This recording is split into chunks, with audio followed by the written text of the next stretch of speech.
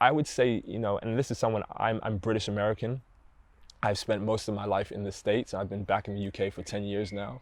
And I would be completely honest and say that the most racist experiences I've had have been in the UK.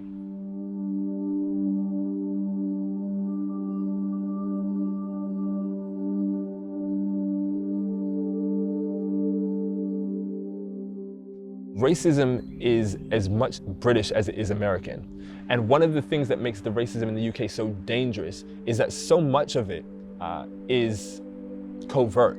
And so it makes it incredibly hard to call out or to be able to progress or work with, because it's so covert, it's so ingrained into the very language and ideologies that so many people have.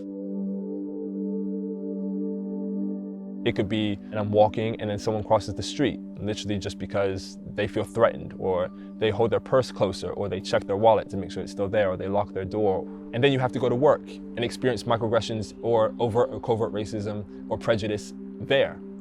On the street, you're experiencing it. When you go to the supermarket, you're experiencing it. When you go to a football match, you're experiencing it. Please remember that in football there is no place for racism. Last century, not even 100 years ago, that there were zoos for black people to be in, where white people would come and look at them. In this country, zoos for black people. I think we should always be able to have the humility to reevaluate our standing on things like a statue. And it's not about eradicating our history. It's not about editing our history. It's about actually educating people on it. So perhaps there is a wider conversation to be had about the national curriculum and how we go about educating everyone on the history of the British Empire. And not just that, but of ancient and pre-colonial Africa as well.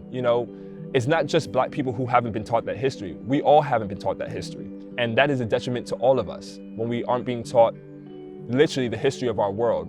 And what the history that we are being taught is through a very skewed perspective. There are ways to move forward. There are ways to heal this country. It just depends if those in leadership positions are willing to humble themselves and work together to make that happen.